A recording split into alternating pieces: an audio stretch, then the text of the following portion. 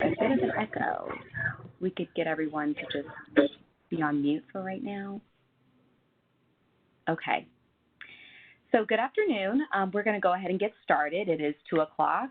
Thank you for joining us. This is the Belonging Project, and we are hosting today's webinar, Grammar and Punctuation, What They Did Not Teach You in School. Today we have Julie Schrager with us, and she comes over from Schiff Hardin. Julie is passionate about teaching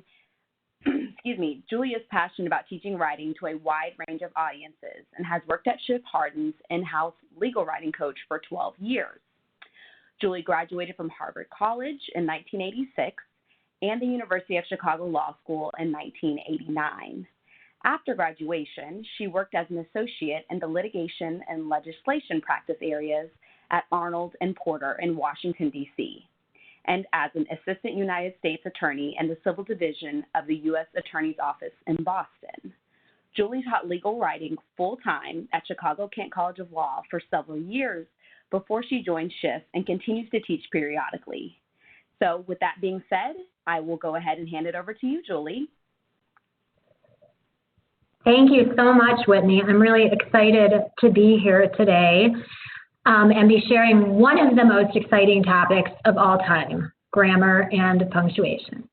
But before I get started, I want to introduce all of you who are new to it to the Belonging Project, which I'm really excited to be a part of this summer. So we were all introduced to the word Ubuntu when Bishop Desmond Tutu explained it to us during apartheid. And he explained the concept that all of our individual humanity depends on our collective humanity, and that together we will rise and fall. None of us can do it alone, and alone we're never going to be our best self. So the Belonging Project was created to ensure that we all rise together this summer in the midst of this COVID-19 pandemic and all the other difficult things, including racial unrest and tragedies that have plagued us this summer.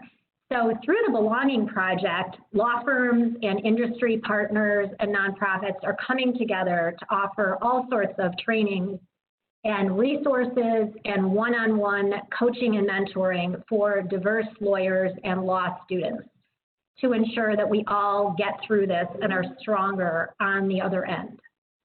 So with that said, welcome to today's conversation. I want to encourage you all to ask questions and make comments as I go along. I'm not going to save time intentionally at the end, and I really want to be able to respond to you when you have a question or a comment. So there are really two reasons why I'm here today.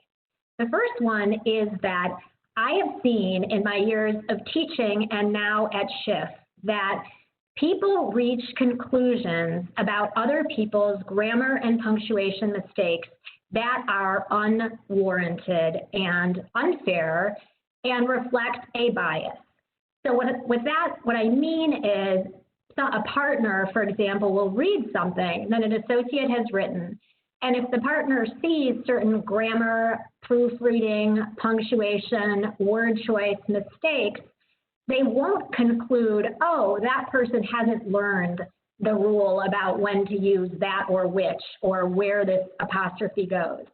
Instead, they reach broader conclusions, like this person is careless, this person is imprecise, this analysis might not be correct because I'm seeing other mistakes. And then the most dangerous thing of all is that sometimes people will conclude, I can't trust this person because of these mistakes.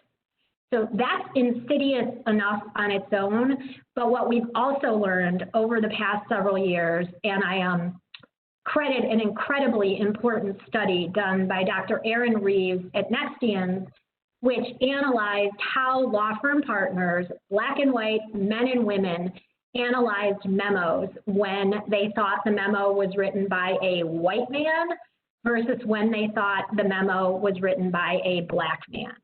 The memos were the same, that they read. The young lawyer had gone to a super fancy law school, same law school for both of them, But when the partners were reading the memo and they thought it was written by a Black man, they found more mistakes than they found when they thought the memo was written by a white man. And there were the same number of mistakes. So the memos weren't different in any way, but it shows how this bias creeps into everything out there, including an analysis of legal writing. So that transitions to the more positive reason I'm here today, which is when I am experiencing a lot of anxiety about something, and I think I'm experiencing a lot of anxiety about a lot of things, I'm really trying hard to do more meditation and yoga, but I also really try to figure out what I have control over that can help control my anxiety and can help address it. And one thing we all have control over is learning these rules. So we can get some tools in our toolkit so that we feel more in charge of and empowered in this situation. So anxiety about writing is, of course, not the same as anxiety about everything else going on, but I know it's something that plagues me and many of us. So with that said, we're going to go right into what I'm talking about today. The subject is I'm not including every grammar or punctuation rule out there. We all know that would take us probably all those years of elementary school that you didn't learn them in. But I want to focus on some highlights. So highlight number 1 is going to be commas, everyone's favorite punctuation mark, right? And sometimes people just toss them in because they feel like, oh, the sentence is so long, it probably needs a comma. Well, that's not one of the rules. So we're going to talk today about a couple things that are the most common times when you're going to use a comma. This is the first and most important time. So you're going to use a comma when you connect two independent thoughts. Those are sentences that could stand on their own completely with one of these words that starts with, and I don't know if everybody learns fanboys now or if it's out of date or what. So those are, and you can Google it, for, and, the most popular one, nor, but, or, yet, and so. So the next thing, Sam, if you can. So this is a perfect example of where you will always include a comma. So the critical thing to know here is the sentence has two subjects, right? The first one at the beginning of the sentence, the prosecutor, and the second half of the sentence, the jury, and it's connected by and. You would not have a comma if there weren't a subject at the second half of the sentence. That's how you show it's two independent sentences connected with a comma. Okay, next line, please. So another place that you'll always use a comma is to set off long introductory clauses or phrases. So an example I have here is, Sam, you can put the next line, using overhead lights and sirens, the police followed the defendant to prison. So I consider long more than a few words. Usually when you have a really short introductory phrase, you don't need a comma after it, but there are exceptions to that, and they're principally when it could be confusing, or for example, in legal writing, whenever we would write in Smith versus Jones, we'd always have a comma after that. In most legal writing, if we have a date in August 2020, you have a comma after that. You should know too, you do not have a comma between August and 2020. You do have a comma if we're talking about August 5th, comma, 2020. All right, those are the two hot hits. The next slide illustrates the only thing I'm going to talk about today that's actually a matter of style and not a rule. Oops, I think there we go. So everyone who's in law school or is a lawyer has to at least know about the Oxford comma. And the Oxford comma is also known as the Harvard comma. I don't know how that came about, but the rule is, the Oxford comma is the comma in a series of items, the last comma that comes before the word and the last item in the series. So you see in the top example here, you're describing what you had for breakfast. right? It was a big and super yummy breakfast. I keep running out of eggs in my house, and so I'm looking at these and thinking like, man, I wish I had some eggs in my house. And then the second example is when you don't include the Oxford comma and it looks like you are talking to your breakfast instead of eating your breakfast. So does that make sense? So what you're going to have to think about, style manuals differ as to whether to use the Oxford comma or not. Right now, the New York Times is not using it. The Washington Post is not using it. But plenty of other style guides do include it. When you're working in a law firm or an organization, the most important thing that you want to think about is what people there do. And I'll tell you from my experience at Schiff, on the litigation side, it is almost universal that people use the Oxford comma, and it's much more mixed on the corporate side. It does have implications beyond silly cartoons like this one. A few years ago, there was a very well-known case.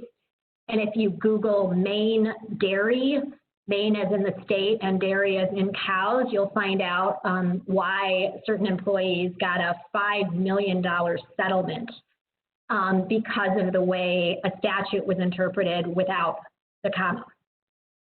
And incidentally, that led the state of Maine to like rewrite apparently a lot of their statutes using semicolons instead of commas to avoid any confusion.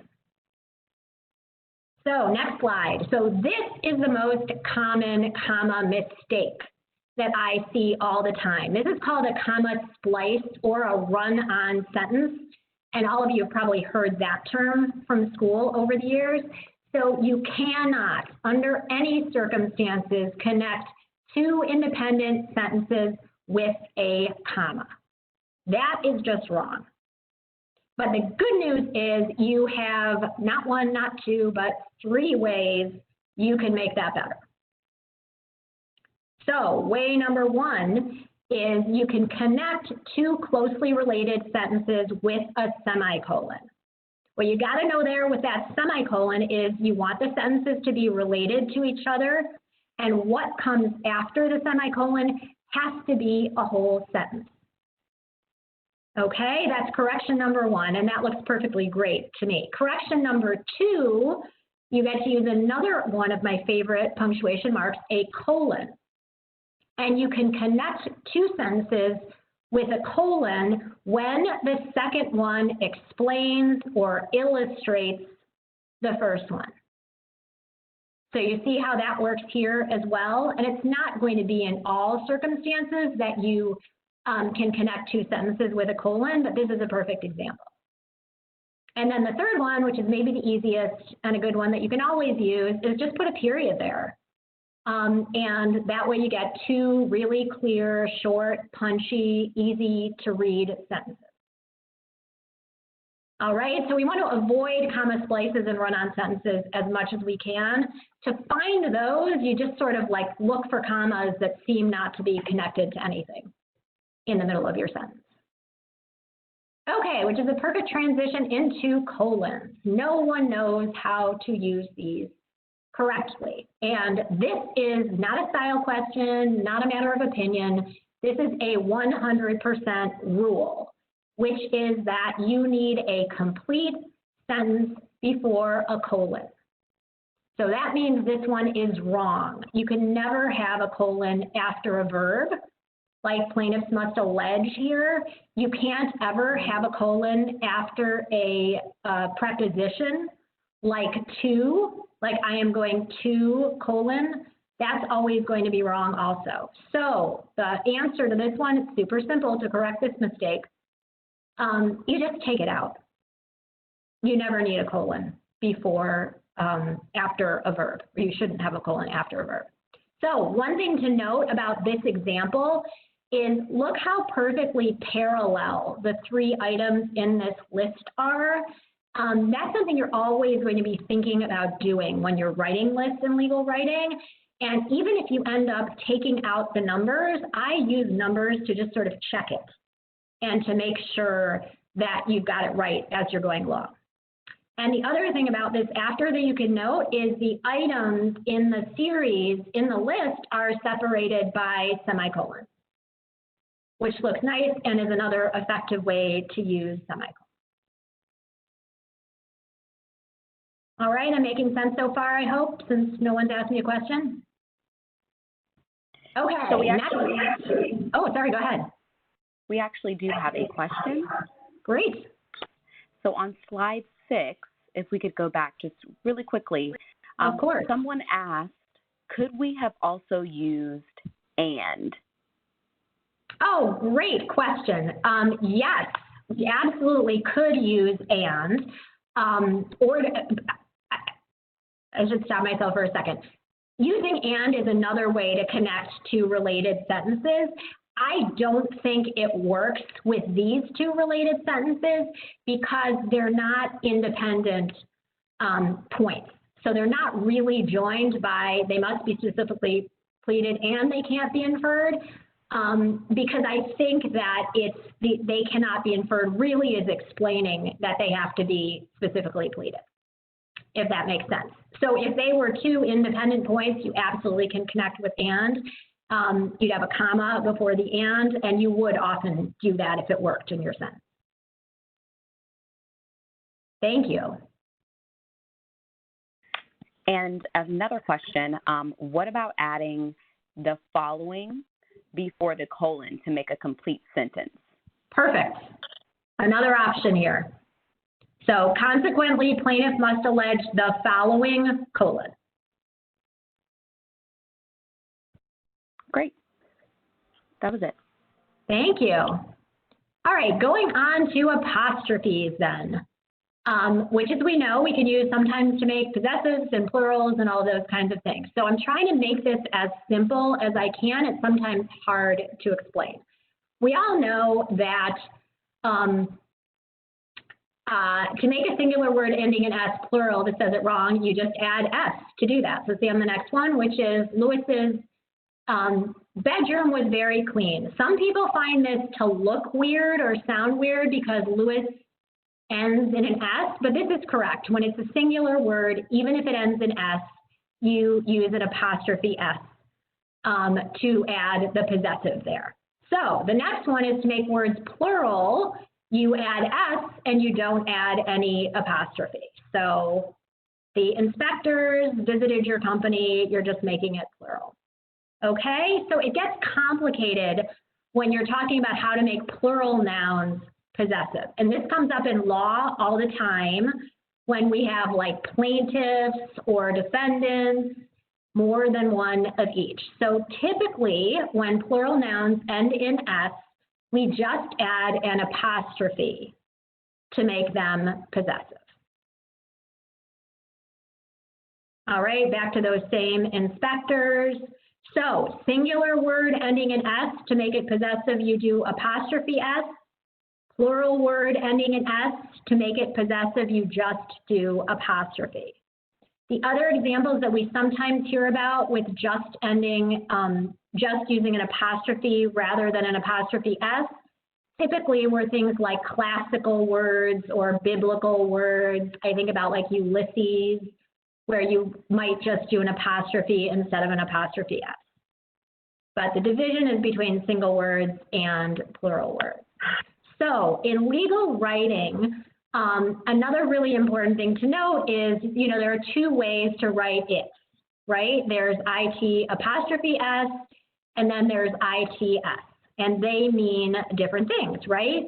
So IT apostrophe S is a contraction for it is. In legal writing, we almost never use contractions. In formal, traditional legal writing, when you're writing for like business development or blog posts or more casual correspondence with clients, I would say people have different styles as to how to do that, but we don't use contractions in legal writing. So you won't ever, in a formal legal memo or brief that you're writing, have IT apostrophe S. Okay, so you know, you see that and you know that either it should be it is, or if it's the possessive, it should just be it. Another thing to note about it's, and this one was so hard for me, and it's always hard for my law students to understand, is that in law writing, and really in lots of writing, there are a lot of nouns that we call collective nouns. And so those are things that seem like they have all sorts of people in them, like a company, a team, a hospital, a business, a university, an organization. Typically, those go with a singular pronoun, with it. So you don't say the company who went somewhere. You say the company that because it's a thing, or you say the company, it did, it announced its earnings today.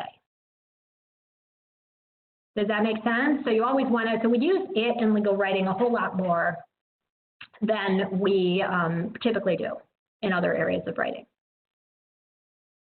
All right, next slide. This is sort of getting complicated, and now I'm getting into some of this stuff that the Blue Book would describe in even more detail. And oh, Whitney, do I have a question? Quick question for you. Yes. So on the last slide, one of the questions that came in is, can you just add an apostrophe to a singular noun ending in S? The rule is that you add apostrophe S to make a singular noun ending in S, plural.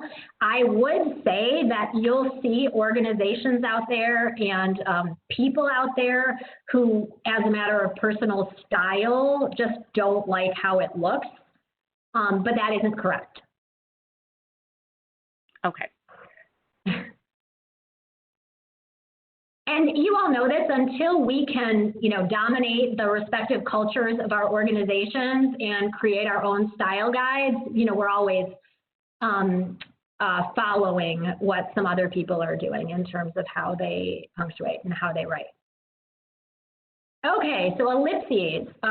First, I always get confused that the term is actually ellipsis, E-L-L-I-P-S-I-S,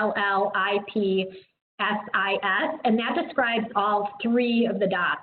Somehow I think it should be ellipses because it's three dots and not just one thing. But I have it plural here. So you use ellipses when you are taking out words or sentences from what you're writing. When you're altering words in legal writing, you are using brackets. And you've all seen that when you change a word from being capital to lowercase, or the opposite, to make it work in your sentence. So you're using brackets for words and letters. For letters, you are using ellipses when you are taking things out.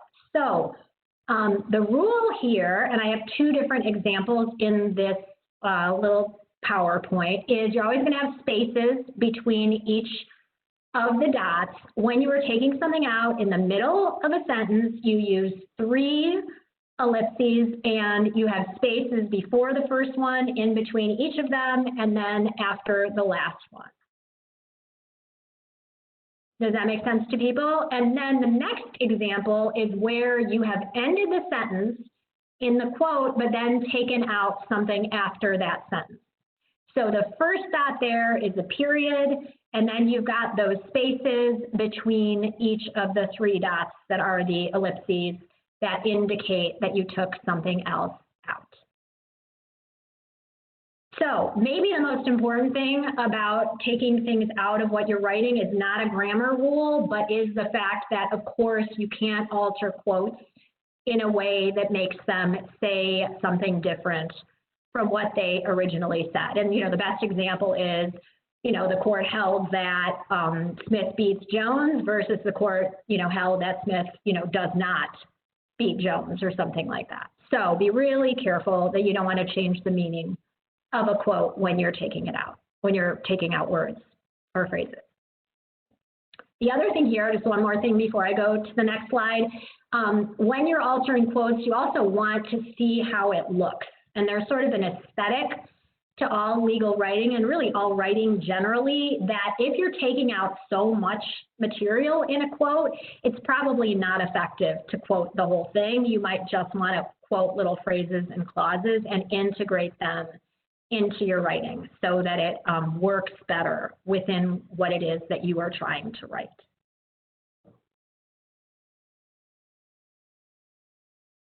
All right, this is one of my favorite rules and my favorite slides. So this morning I was drinking a vitamin water that was nutrient enhanced and lemonade flavored, but it was missing all of the hyphens that it needed to have. So we use hyphens with what are called compound adjectives. A compound adjective is when you have two words working together to modify a noun. Okay, so these are a bunch of funny examples. You will always hyphenate these words except when they fall within the exceptions. And you all know that the hyphen, I'm just looking down at my keyboard, the hyphen key is between the 0 key and the plus and equals key on your keyboard. So that is a hyphen. One thing you want to know, we can go to the next slide now. First, I'll tell you the exceptions to when you use hyphens in compound adjectives, and then I want to tell you about two other punctuation marks that look a lot like hyphens but aren't hyphens. So the exception to this hyphenating compound adjectives, and this is maybe, I don't know, the number 1 or 2 mistake I see all the time, you do not hyphenate compound adjectives when the first word is an ly adverb. So that's super easy to actually figure out because it's an ly adverb. So you look at words ending in ly and you know that you don't hyphenate widely held, deeply rooted, highly regarded, all of those. People make that mistake all the time. This one's a rule, it's not a style question. So it's a good one to learn. And then the second exception to hyphenating compound adjectives is when they are foreign phrases. In ordinary writing, we don't include a whole lot of Latin, or I hope we don't include a whole lot of Latin. I hope we don't include that much Latin in our legal writing either, actually. But when we do, when we have to, those phrases are also not hyphenated. Okay, so you'll never hyphenate prima facie case. One question I do get about Latin is when do you when do you italicize and when don't you? And that one I think is like a harder line to draw in the sand. The rule generally is if it's a very common Latin phrase, you don't italicize, and if it's a little less common, you do. But I would say that is stylistic more than a hard and fast rule. So the two other punctuation marks that you need to know, because some people care about them a lot, is so you've got this hyphen, which you're using to connect compound adjectives, and then you've got what are called an N dash, and that's EN dash, and an M dash, which is EM dash. And I'm not exactly sure of the origins of the terms. I think it had something to do with how wide they were on old typewriters, so you can get the visual of it, that the hyphen is the smallest, an N dash is a little bit bigger, and an M dash is bigger than that. So you use those three punctuation marks in totally different circumstances. All right, the N dash, the concept of it is through, THROUGH, and you use it when you are doing things like a page number, 121, N-122, depending on what the rules are for how you do that. Okay, and you create, there are other ways, but my best way that I create an N dash is by using my control key and then the minus key on the number pad that's on the right of your keyboard. So control and minus gets you an N dash for doing things like 1992 to 1993. All right, and then my favorite one, and this is actually one of my overall favorite punctuation marks, is the M dash. And that one you use when you want to set off a part of a sentence that you want to emphasize. So I consider it a punchier punctuation mark when commas or parentheses just seem to ho-hum for what you're writing. Whitney, I couldn't tell if you had a question. Yes, there is a quick question in regards to the compound adjectives. So what do you think about multiple compound adjectives? So for instance, trench coat wearing sloth. That's a great one. Well, I think trench coat is probably one word at this point, and I think you could do trench coat hyphen wearing, whatever.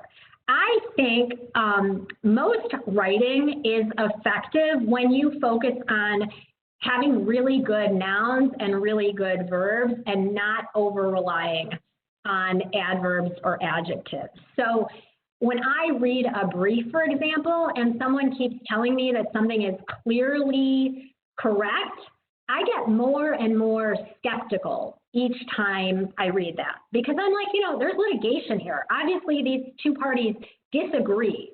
And if they disagree, and if they're all people of good faith, it's not going to be that clearly. So I tend to not use too many adjectives and adverbs when I can avoid them. So an M dash, I use this a ton in persuasive writing when you're writing briefs. It works really great also in business development writing. To create that punctuation mark, you use Control, Alt, and the minus key. Okay, does that make sense to everybody? All right, great. Next slide, please. So this one, some people have the hardest time figuring out how to write in ways that don't send gendered signals that you're not intending to send. So there are a few really effective ways you can avoid doing he or she, which are always imprecise and not inclusive anyway. So the best way to write in a gender neutral way is to make your words plural instead of singular. So instead of to be entitled to injunctive relief, a plaintiff must prove, you make it plaintiffs and you use they all the way through. So this is one of the most effective ways to fix gendered writing. It almost always works, and it's my first try typically when I am trying to rewrite something that is that can be challenging. The second thing you can do is, and I did both of actually the second and the third in this second example, is you can repeat the noun. Okay, you've got a party. You don't have to say a party and then he.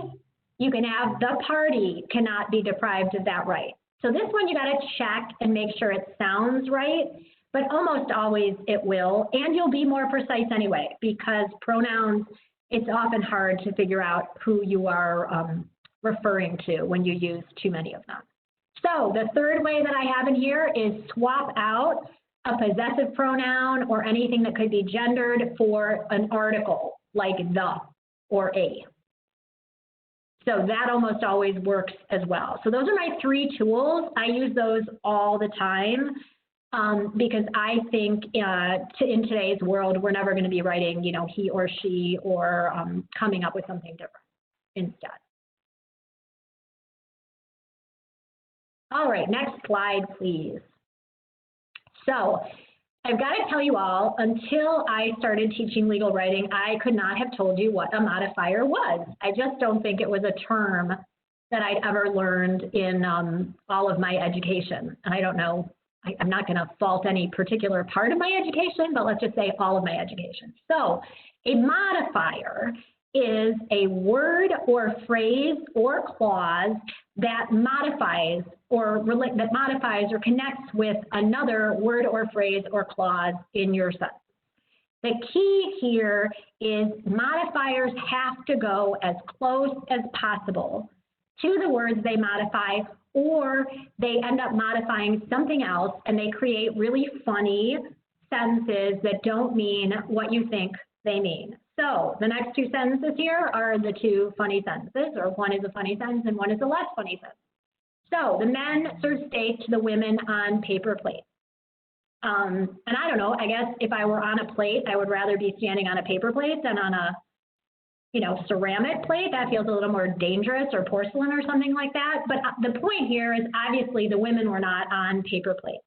Your key that your sentence might be going in the wrong direction are all of those prepositions and when the related points are not close to each other. So one way, this one's pretty easy, right, to rewrite is the men serve steak on paper plates to the women.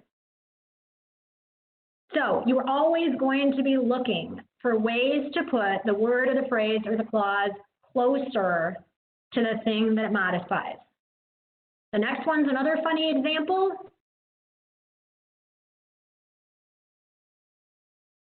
So this one is not clear, right, whether you're the person in the barrel or the reds are in the barrel. And that one could be sort of a funny experience, right, where you're like in a barrel touring a winery. I don't even know. Everything sounds funny like that to me today. So another funny one that I just had from the restroom at my eye doctor's office last week, and this was before my eyes were dilated, so actually my vision was okay. I have to read it to you. It's when flushing, hold handle down. This will ensure all paper products are gone and ready for the next person.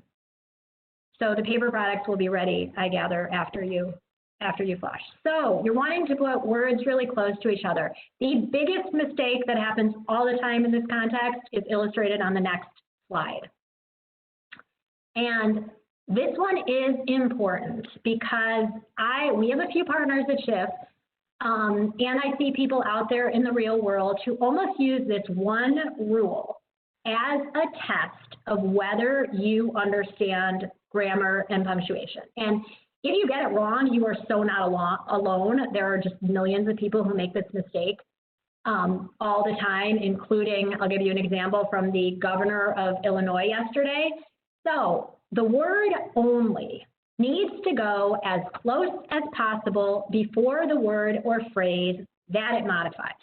The sentence, these two sentences, they're both correct technically, but they mean completely different things. Okay? So the first sentence, Ms. Hernandez must only allege that she was actually harmed by the discriminatory policy. She must only allege. So that means she doesn't have to prove it, right?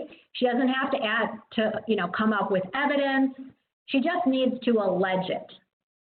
She doesn't need to do more than that. So that's a really important point. If that's the point you're trying to make, your first sentence is correct.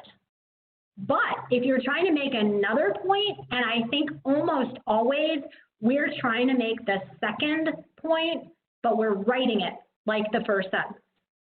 Okay, the second sentence, Ms. Hernandez must allege only that she was actually harmed by the discriminatory policy. So that means that's the only thing she needs to allege. She doesn't need to allege like 17 other things to prove her claim. She only has to allege this thing and then the second thing. So the key to only, it goes as close as possible before the word or phrase it modifies. My trick, which works almost all the time, is you push it as far back in a sentence as you can until it no longer makes sense. So from Governor Pritzker yesterday, he came up with a new slogan to encourage all of us in Illinois to wear masks. And it is the law here that we're supposed to be wearing masks, so hopefully we're all doing that without slogans encouraging us to do it. But his slogan was, a mask only works if you wear it. So when I sent this to one of the partners at Schiff who I know cares a ton about the placement of only, the real way to write that sentence should be, a mask works only if you wear it, because that's the only way a mask works. All right, so you see how you get there by just pushing, pushing, pushing until it no longer makes sense.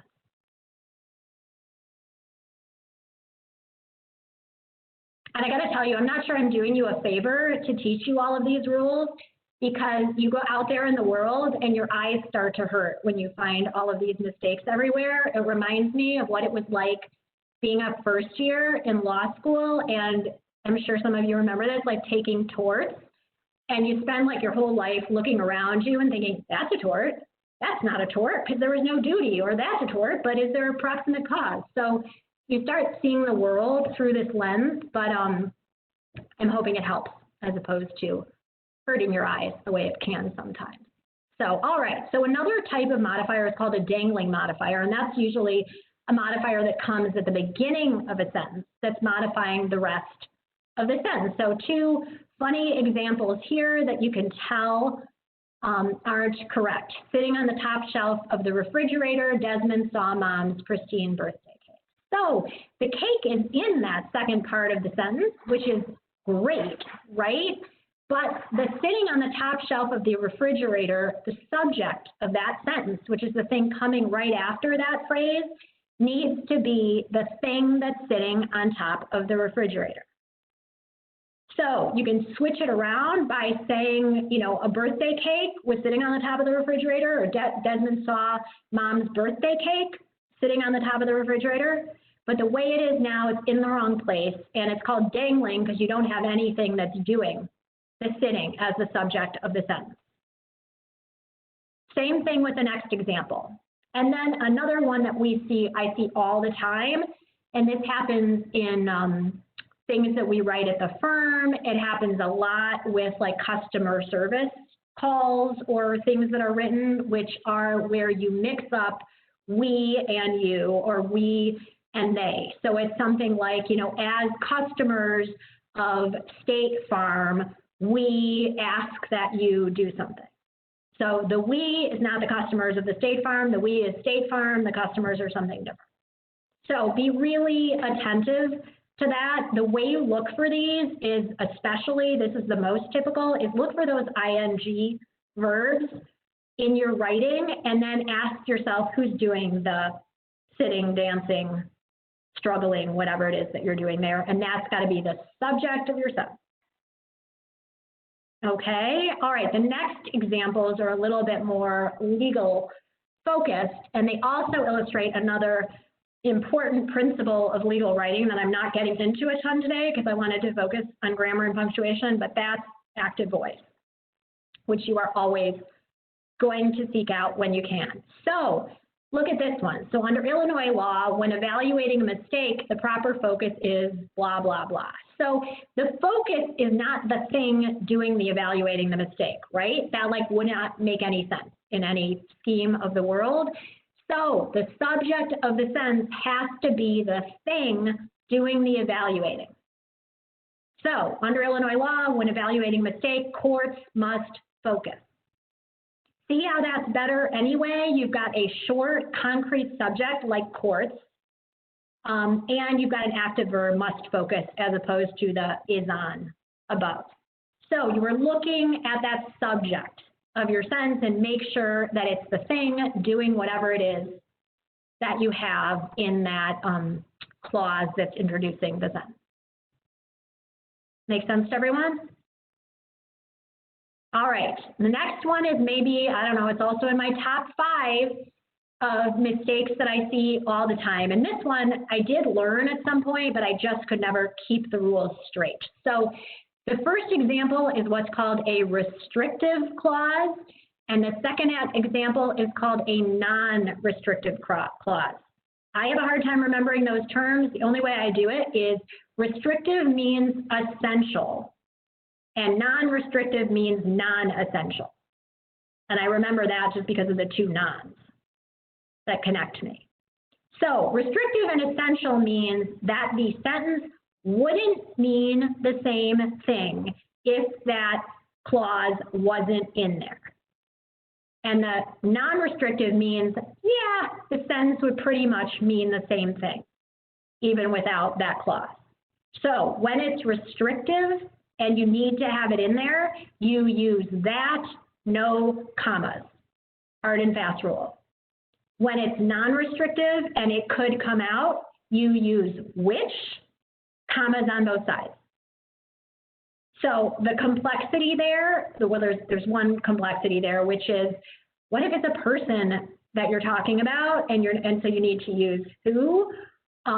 Who could either be surrounded by commas, and that clause could be non-restrictive or not essential, or it could be essential depending on what it is.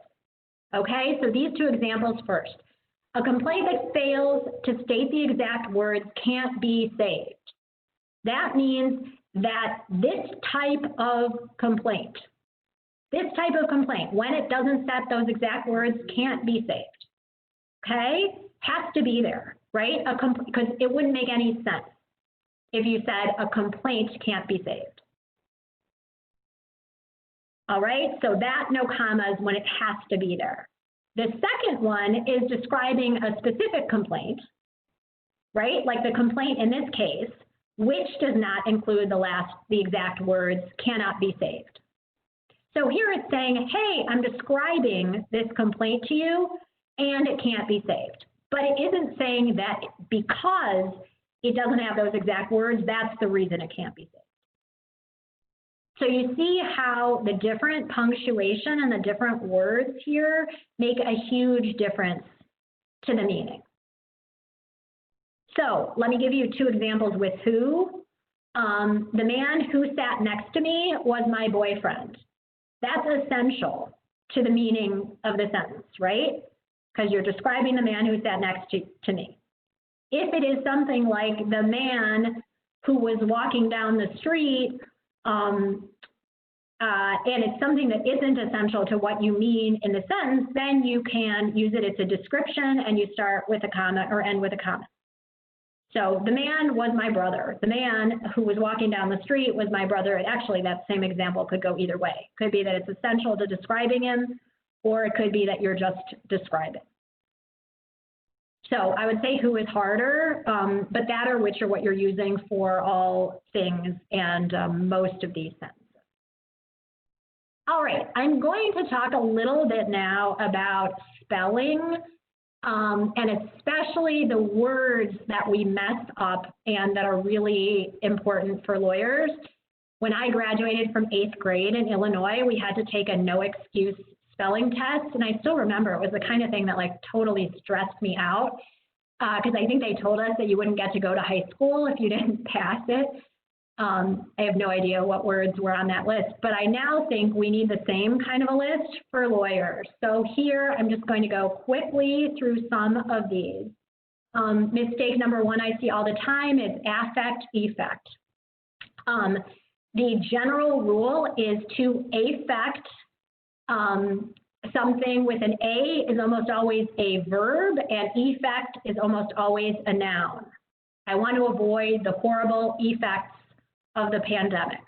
That's effect with an E. Each one has one exception, okay? The word affect is a noun when you're describing, you pronounce it that way, and when you're describing someone's demeanor. To say like, hey, Julie had a weird affect this afternoon, okay? And you use effect as a verb in only one situation. Actually, I should say two. We use it to say effect change. If we want to effect change in society, that's an E.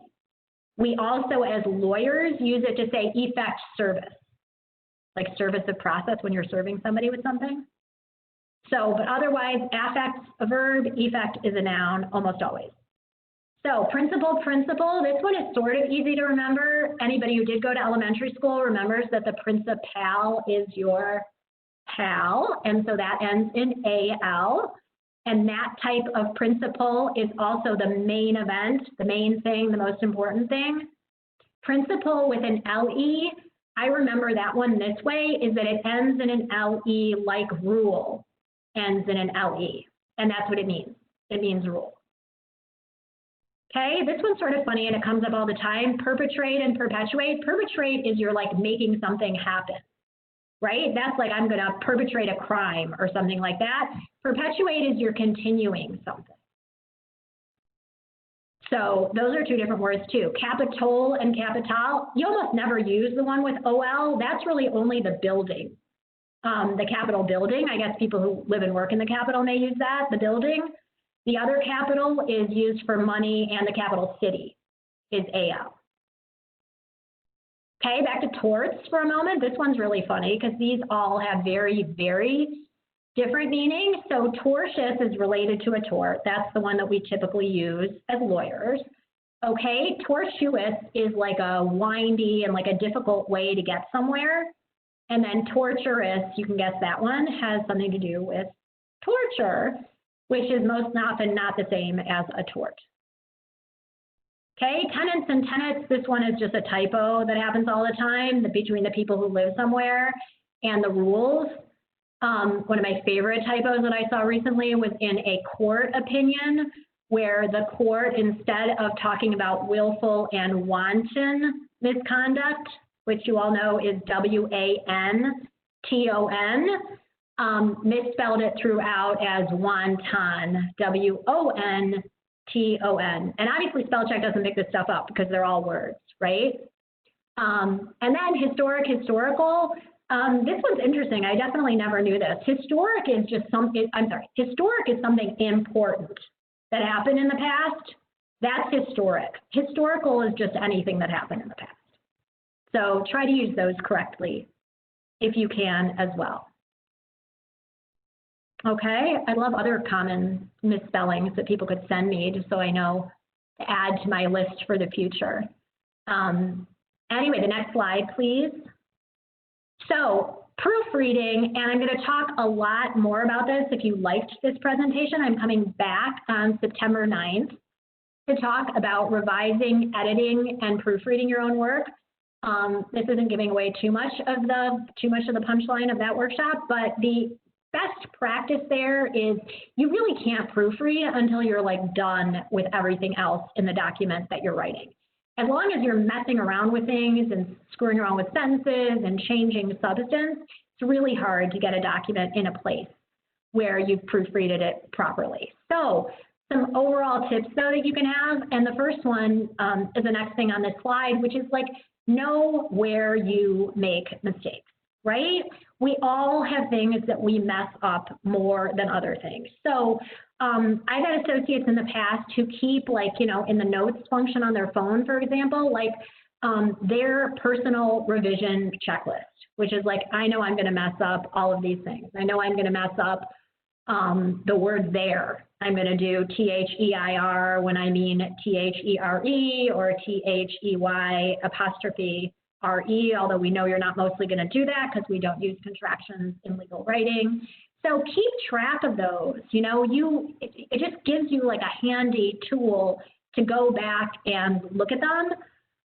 These last two happen all the time. I didn't have to explain to you the difference between statute and statue or trial and trail, but those show up all the time. And then my personal, one of the most embarrassing days of my career as a lawyer, was when I represented the United States of America and filed a brief in the District Court of Massachusetts, and it actually had two fundamentally huge mistakes that caused me to go and beg for it back and start over. So I'm representing the United States of America, and you can imagine how the word united can get misspelled. So numerous times in my brief, I talked about the untied States of America, which was embarrassing. Maybe the most embarrassing thing is to misspell your client's name. And then the other thing, this isn't really related to this workshop, is I had a number of places where I wrote fill in site and I forgot to fill in the site before I filed the brief. So you want to pay attention to the most common typos that you're going to make. Those will be different for all of us, but there are some universals there. So that is all I have, and we have a few minutes if anyone has any questions on anything I have spoken about or anything unrelated. I'm happy to answer. So we do have a few questions. So first, when we must, we of course have to use Blue Book for style, but if the Blue Book is silent, do you prefer the CMOS or some other style guide? I don't. So CMOS is a Chicago Manual of Style for some people who aren't quite as sophisticated about this. I don't have a standard style guide that is my go-to outside of the Blue Book. So, you know, some of the places I look are at Brian Garner's website and the things that he sends around. I'll check the Chicago Manual sometimes. I look at how other style guides do it. So I haven't found too many cases where there's too much division or questions out there. If it works for you to have a style guide that you always use, that's great. And, you know, the Chicago Manual is certainly as good as any other to use. One thing I should add is there are institutions out there now, including law firms and companies. We have a few clients that have very strict style guides for how people there write, and some of them are idiosyncratic. Like they are, don't use this word ever.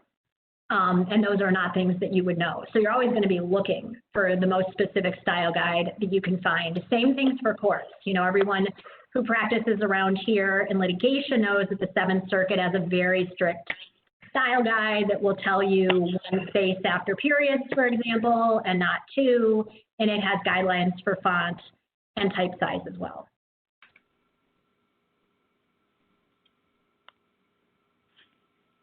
And do you just have any other recommendations for resources? I do. So some of my favorites, I actually, since I am home and I have the library upstairs, I brought my 2 favorite books that I use. This one I read in that eye doctor's office before my eyes were dilated. It is called, I don't know if people can see it, I'm sort of small. It's called Plain English for Lawyers. It is 100 pages. It costs about $12 on Amazon. I've got a bunch of copies now, but every summer at Schiff, I'll loan them all out to people. And then it's really nice, actually. They come back at the end of the summer with nice notes saying, this is the most helpful book I've ever read in my entire life. So it's super simple, straightforward explanations about grammar, punctuation, word choice, just general clear writing principles. I adore it. And the guy who wrote that book was one of the founders of the Plain English movement for lawyers. And then the other one, a little clunkier, but it's also got a lot of useful rules, is Legal Writing in Plain English by Brian Garner.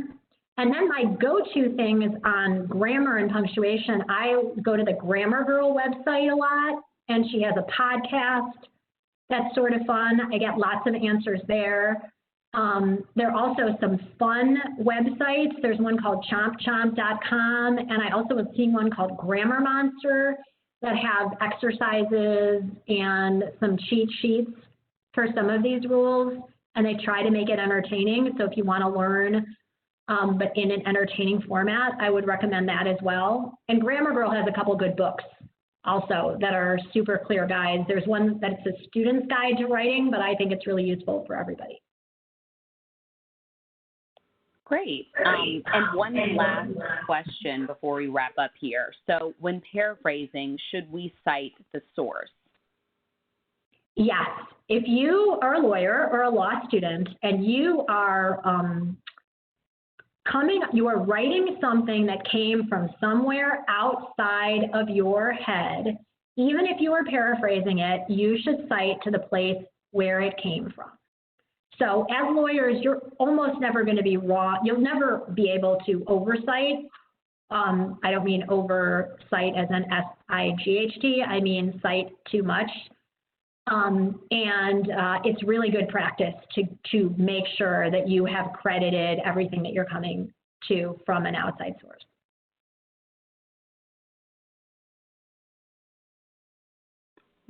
Well, great. I think that kind of wraps up our questions. Thank you, everyone. If you want to talk more or connect, please connect with me on LinkedIn. Feel free to email me. Got my email address there. I don't know that the phone is too good since I haven't been in the office for many months, but I would get a message.